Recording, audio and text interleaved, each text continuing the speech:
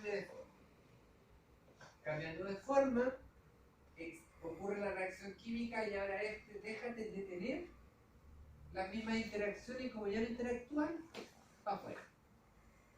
¿Sí? Carga negativa, aquí la interacción es iónica, carga negativa, sitio activo, carga positiva, se juntaron porque los positivos y los negativos se acercan, ¿cierto? ¿Cómo se llama? Se atraen, gracias. Una vez que se atraen y cambia la forma, ocurre la reacción química y ahora este ya no tiene carga. Y como no tiene carga, no tiene densidad. Y sale rápidamente. Y este es otro parecido. ¿Ven? Este es de llave cerradura que encaja justo. No es lo correcto, por lo menos no en el 100% de las enzimas. Y el otro es este. El sitio activo no tiene una forma muy parecida al sustrato, pero en cuanto se acercan, empiezan las interacciones y la enzima toma la forma del sustrato, ocurre la reacción química entre esto, y cuando esto cambia, ya no tiene interacción, y como no tiene interacción, se suelta. ¿Sí? Respecto de la temperatura y el pH. Esto me encanta preguntar. Igual, siempre nos dicen que hay una temperatura óptima donde la actividad de la enzima es máxima. Bajo esa temperatura, la enzima empieza a funcionar cada vez más mal. Sobre esa temperatura, la enzima también deja de funcionar más mal. ¿Por qué les digo que me encanta preguntar? Porque a uno siempre que le muestran este mono, se lo hacen así. Y el correcto es este. ¿Cuál es la diferencia entre este mono y este mono? Que uno es gradual. ¿Cómo? La constante que es la constante. ¿Qué constante? La velocidad. Este cae más rápido. Este cae como lento. Uno es gradual Y este cae más rápido. Claro, uno es mucho más gradual que el otro. ¿Por qué? Mira, bajo la temperatura óptima, la enzima no se denatura. Bajo la temperatura óptima, la enzima le cuesta más llegar al sustrato o el sustrato a la enzima. Porque se acuerdan que las moléculas se movían más rápido dependiendo de la temperatura. Y si uno las empieza a enfriar, se empiezan a mover más lento. Por lo tanto, lo que pasa aquí es que se mueven tan lento la enzima y el sustrato que no se encuentran nunca. Se encuentran, pero bien a lo lejos. Por lo tanto, si yo aumento la temperatura, la enzima sigue funcionando. Que es en el fondo el por qué uno tiene refrigerador. Uno baja la temperatura para que las reacciones químicas de los vegetales, de las carnes, de las bacterias que están metidas ahí sean más lentas, pero se echan a perder igual, ¿cierto? A menos que lo congele. Ahí queda todo metido en la red cristalina del agua. Pero la idea va a ser que sea más lento, por eso lo que algo a temperatura ambiente dura, no sé, una carne cruda durará ¿cuánto? ¿2 días a temperatura ambiente? ¿Un día? En el refri durará una semana. Depende de la temperatura. Depende de la temperatura, sí. Más lento. Pero de aquí para acá, yo estoy aumentando la temperatura y de aquí para acá la enzima pierde su estructura terciaria. O sea, aquí hay denaturación. Y por lo tanto, si yo aumento la temperatura, la enzima muere, la desarmo. Si yo bajo la temperatura ahora, no voy a poder recuperar la actividad. Ya la maté. ¿Se fijan? Entonces, otra forma de hacer que duren los alimentos es cocinándolos. Mato las enzimas en el fondo que producen que ese ser vivo que me voy a comer siga vivo. ¿Cierto? ¿Y qué pasa con las que sí traen, las que tenemos que consumir? ¿Cómo se mantiene? ¿Qué tengo que consumir qué? Por ejemplo, un trozo de carne. Si me dice que es más lenta la producción de la enzima para que se descomponga. Pero si yo lo cocino, ¿por qué solamente se muere? La parte que es mala y no la que uno consume, que debería ser, que es lo bueno. La proteína buena, ¿cómo resiste esa proteína? O esa No la resiste, no la resiste. Si cambia hasta de color, cambia de textura. O simplemente se muere y nuestro Lo que cuerpo pasa es que nosotros, cuando comemos proteína, no absorbemos la proteína. ¿Qué absorbemos nosotros cuando comemos proteína? Los aminoácidos. Por lo tanto, da lo mismo si tú te estás comiendo una proteína que tiene la forma que tiene que tener o una que esté toda desarmada. Si llegando al tracto digestivo la vaya a disgregar entera de aminoácidos. y nuestro organismo Y entran los aminoácidos y nosotros la armamos como queremos. Y la cocinamos porque es mejor de dar aminoácidos. Exactamente. y porque Usted tiene una proteína así, ¿Qué?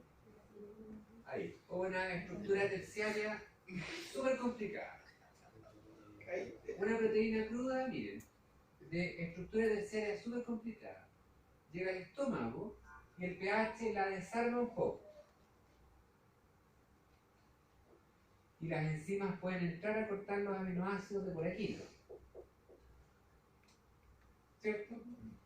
Si esta proteína yo la cocino, el cocinarla la desarma y ahora llega aparecía esta, ¿cierto? Y ahora llega al tracto digestivo y con el ácido se desarma más todavía. Más fácil de Más fácil convertir en aminoácidos. O sea, se hace más digerible y yo puedo aprovechar más el kilo de asado que usted come. ¿Sí? Buena idea. El cocinar los alimentos representó una ventaja adaptativa increíble. Nosotros somos más inteligentes porque cocinamos los alimentos. ¿Sabían eso? ¿Por qué? ¿Por qué somos más inteligentes? Porque cocinamos los alimentos. Aquí por eso. Sí, porque se Porque libre. aprovechamos, como usted bien dijo, el 100% del alimento nutritivo. Bueno, Aprovechamos un porcentaje más. Ahora, Ahora, que aprovechemos un porcentaje más grande, ¿significa que vamos a ser más inteligentes o que vamos a ser más gordos? Bueno, que la cantidad de aminoácidos que actúan en el cuerpo para funcionar Y eso va a hacer que yo sea más gordo. No necesariamente que sea más inteligente. Misma historia.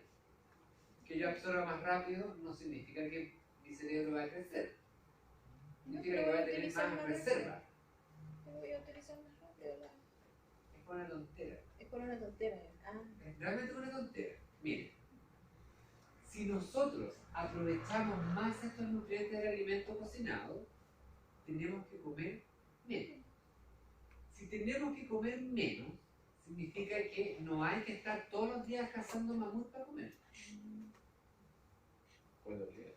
Si no hay que estar todos los días cazando mamut para comer, ¿qué hacemos en el tiempo libre? Interactuamos entre nosotros. Pensamos, interactuamos entre nosotros y pensamos.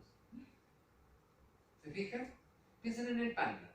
A todo el día ahí, comiendo, comiendo, comiendo. ¿En qué momento piensa?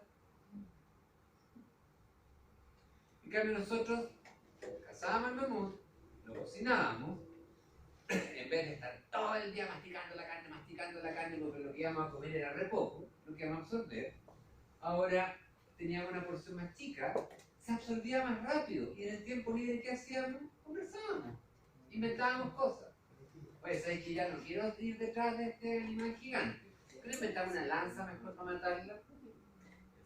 La comida nos hizo más inteligentes, no porque comimos más, sino porque el procesamiento de la comida nos dio tiempo libre. Lo que pasa es que ahora tenemos mucho tiempo libre y nos fuimos al otro extremo, ¿cierto? Pasaron los vicios. Pero antes de eso tenía que ver con esto. Porque habiendo más disponibilidad en el fondo de nutrientes, tengo que gastar menos tiempo en obtenerlo. Y ese tiempo extra me sirve para socializar y pensar.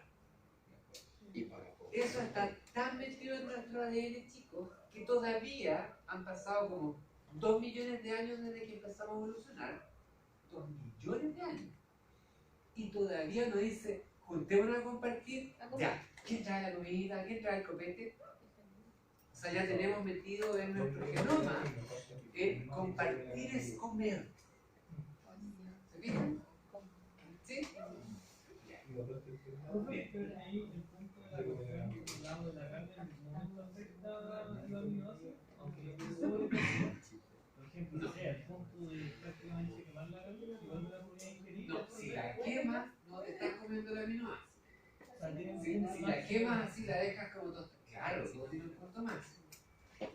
Si la comes tostadita, lo importante del tostado no va a ser el aminoácido. ¿Qué va a ser? Lo importante del tostado. ¿Por qué no come asado si en el fondo todo lo que se está comiendo por fuera que está tostado, créame, no es nutriente? Está tostado. Es sabroso. Pero es tan rico, pues en ese caso ahí lo que está ocurriendo es que tú Esa te dan entrevista ganas de comer. ahí. Así es. ¿Sí? Sí, no, en ese caso, claro que tiene un punto. Sí. Bien. Y respecto del pH, fíjense que en el caso del pH, no sé qué pasó, en el caso del pH sí que es igual para los dos lados la denaturación. O sea, el ¿Ya? pH se conserva, usted cocido, usted crudo, el pH se conserva, dijo. No, en el caso del pH afectando la actividad de las enzimas, Ah, aquí la disminuye lentamente porque tiene que ver con la velocidad en que se junta el sustrato. Acá la disminuye rápidamente porque mataste la enzima, la naturaste. Y en el caso del pH, denaturas con un pH básico y denaturas con un pH ácido. Sí, está lo mismo, ¿cierto? La denaturación es igual, en el fondo es como que tuvieras esto igual para los dos lados. bien. Porque ya no depende de si se juntan o no se juntan, de la velocidad, sino que depende de la saturación, perdón, de la denaturación. Y respecto de los inhibidores, ¿qué tenía tanto bueno ahí? Respecto de los inhibidores, esto era para mostrarles la velocidad de una reacción con enzima y la velocidad de una reacción sin enzima. O sea, para tener una cantidad de producto tiene que pasar mucho tiempo. En cambio, con enzima, para tener mucho producto, tiene que pasar poquito tiempo. Nada más. Y respecto a los inhibidores, con los inhibidores pasa algo similar a la velocidad con la enzima y la velocidad sin la enzima. Cuando usted le pone un inhibidor a una enzima, la cantidad de producto que se forma es súper lenta respecto del tiempo que está transcurriendo. Mira, aquí hay un segundo. ¿Y cuánto producto produjiste? Solo eso. Con el inhibidor. Solo eso que está ahí. O sea, uno, dos. Y en un segundo, cuando tienes la enzima, cuando produjiste 2, 4, 6, 8, 10, 12. En el mismo tiempo. O sea, es más rápido. Con enzima que con el inhibidor. Y si miramos lo que pasa cuando tengo enzima y cuando no tengo enzima, ¿se fijan que es re parecido? Eso significa que los inhibidores hacen, como entre comillas, desaparecer la enzima. Es como que no hubiera enzima. Exactamente, la bloquean porque la enzima sigue igual. Ahora, ¿cómo la bloquean? De varias formas, pero nosotros vamos a estudiar 3. La bloquean en forma competitiva o no competitiva.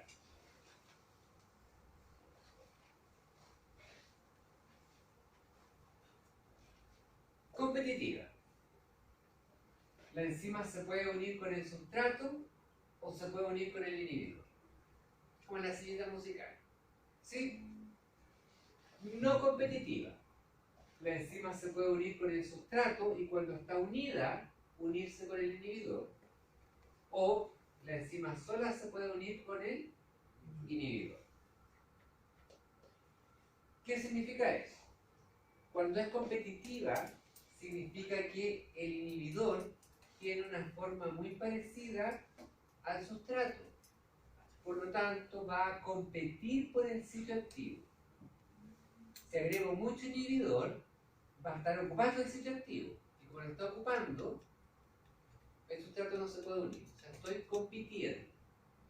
¿Cómo puedo hacer para quitar esta inhibición? Aumentar la cantidad de sustrato, tanto que se meta primero al sitio activo. ¿Se fijan? ¿Sí? Para la inhibición no competitiva, el lugar donde se une el inhibidor es distinto al donde se une el sitio activo. Si se une antes que se une el sustrato, cuando se une el sustrato no pasa nada. Si se une después que se unió el sustrato, ahí, una vez que se une, no pasa nada. O sea, no está compitiendo por el sitio activo. Se está uniendo a un lugar diferente. Y por eso es no competitivo. ¿Sí? Bien. Ahora, ¿cómo sabemos cuando una inhibición es competitiva o no competitiva en un enzima? Miramos las B máximas y miramos las KM. Si las velocidades máximas de la reacción con enzima, perdón, con inhibidor o sin inhibidor, si el máximo que puede alcanzar de velocidad es el mismo, pero las KM son distintas, estoy frente a una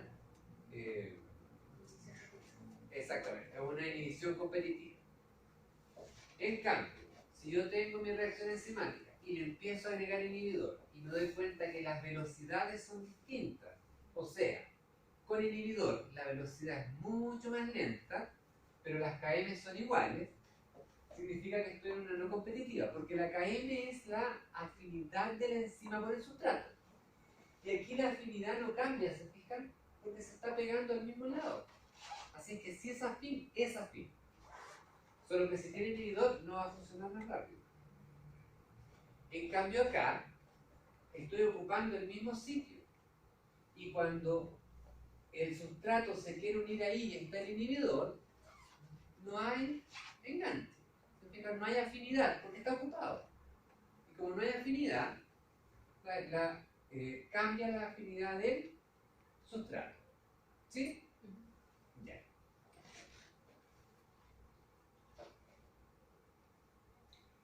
Entonces, tarea para mañana.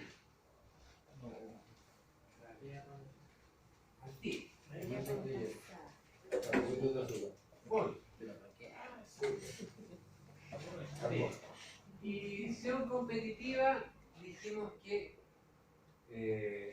KM con el inhibidor es mayor que la KM sin el inhibidor y que la velocidad máxima por el inhibidor es igual a la velocidad máxima sin el inhibidor. ¿Sí? Entonces, en un gráfico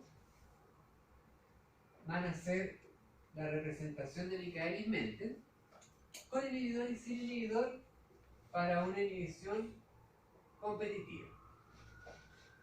¿Cómo tiene que ser esto? ¿Sí? Esta es la enzima sola, les digo al tiro. O sea, sin inhibidor. Esto es eso. Dibujar ahí mismo cómo sería con el inhibidor. ¿Sí?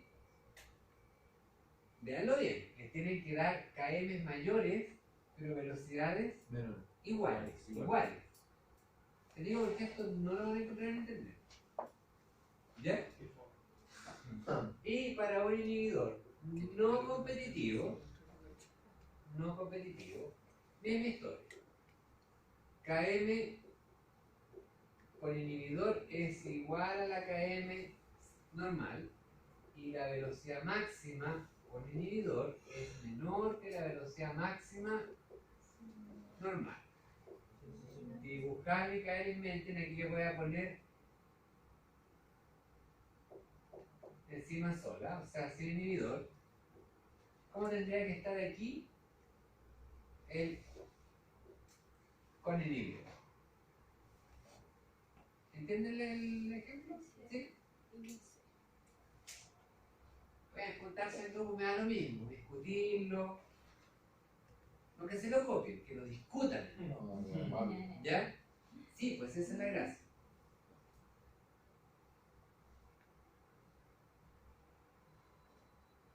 Pero en el fondo es que es solo manejar el gráfico. Acuérdense que la KM se sacaba como mirábamos la velocidad máxima, buscábamos la mitad, la hacíamos ahí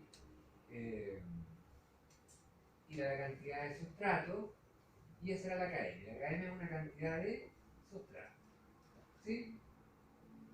Así que tienen que hacer la línea de esto ahora tal que la velocidad máxima sea menor, o sea por acá, y la KM les dé el mismo valor. En el lado de acá, V máxima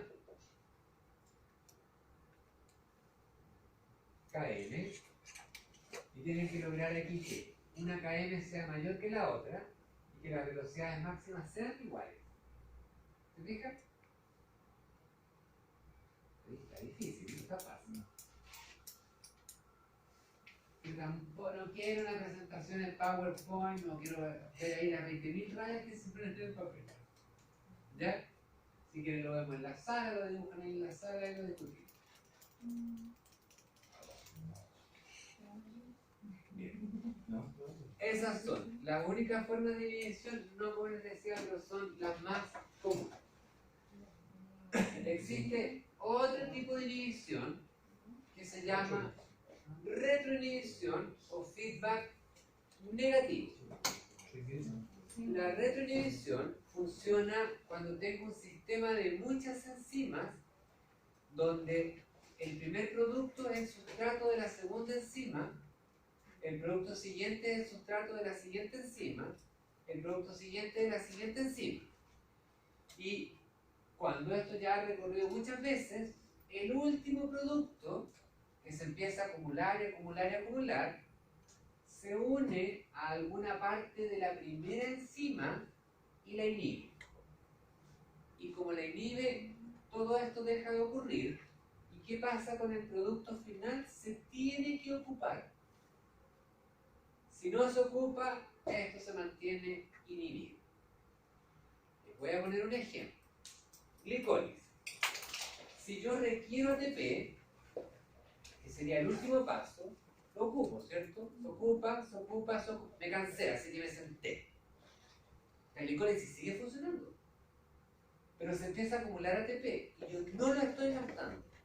Entonces, ¿qué pasa con ese ATP que se acumula? Inhibe la primera enzima. Y como inhibe la primera enzima, dejo de hacer glicólisis. ¿Cuándo la activo de nuevo? Cuando ese ATP que quedó en exceso se empieza a ocupar, cuando se gasta. Ahí se gasta y esto empieza a correr de nuevo. La mayoría de las vías funcionan de esa manera, de la vía enzimática. Uno de los productos inhibe alguna enzima de más arriba. Si no, imagínense lo que sería controlar 10 enzimas que tiene la glicólisis. ¿Se fijan?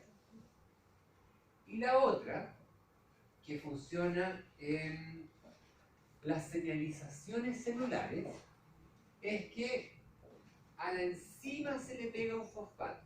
¿Un fosfato proveniente de dónde? Del ATP. Entonces la enzima está aquí sintetizada en el citoplasma, llega una señal a la célula y esa célula activa una quinasa. ¿Se acuerdan que las quinasas movían cosas del ATP a otro lado? ¿Sí?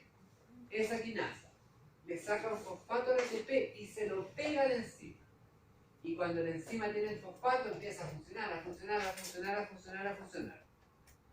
¿Cómo hace la célula que esa enzima deje de funcionar? Le tiene que sacar el fosfato. ¿Cómo se lo saca? Tiene que llegar otra señal a la célula que active una enzima que saca el fosfato. Fosfatasa. Eso le van a dar como caja en fisiología y en fisiopatología. Nosotros lo vamos a pasar así. Quiero que lo entiendan. La célula aquí tiene un receptor y otro receptor. Quiero que una enzima de aquí funcione. Para que esa enzima funcione, o sea, para que esta célula haga algo en el fondo, le tiene que llegar una señal. Llega una señal. ¿Cómo se llaman las señales que llegan de lejos a una célula? ¿Cómo se llama una señal que viene dando vuelta por el sistema circulatorio y llega a una célula?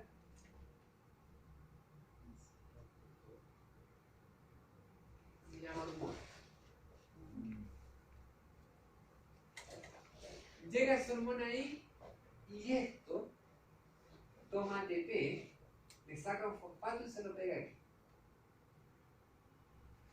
queda como ADP.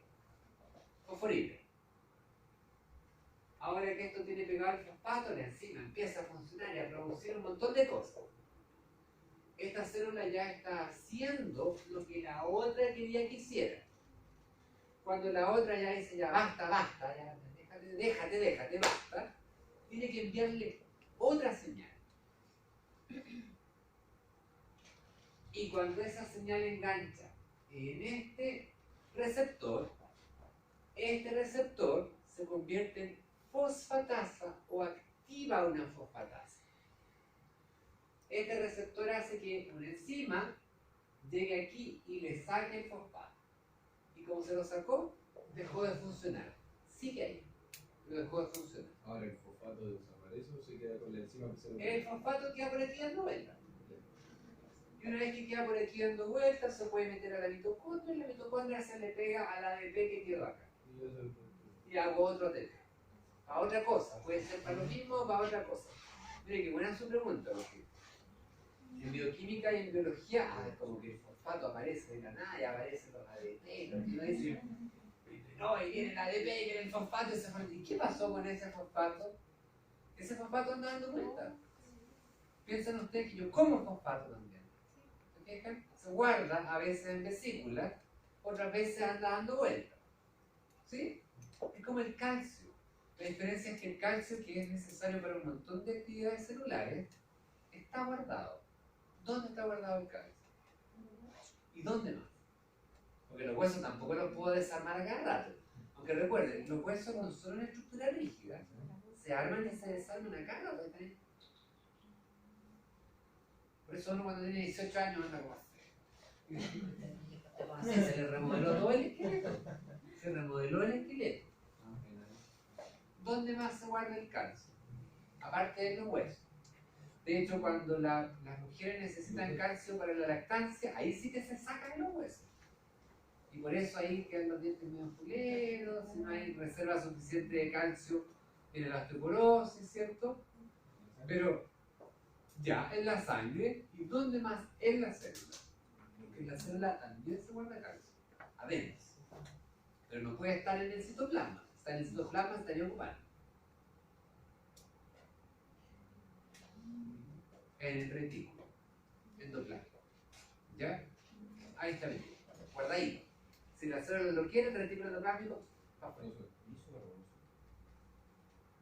Yo sospecho que en el liso. No tengo ni idea, ¿sabes cuál es la pregunta? En alguna parte del retículo. Debería estar más cerca de la parte de Golgi. Debería estar más cerca del aparato de Golgi. Debería ser más el liso.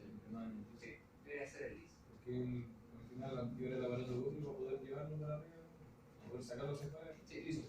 Sí, exactamente. Sí, debería ser el liso. O sea, acuérdense que el liso y el rugoso igual están como juntos. Hay una transición ahí. Hay uno que está como más alejadito. Eso no está más. El rugoso está como más allá y el liso está un poquito más. Exactamente. El rugoso está más hacia el núcleo y el liso está más hacia la membrana.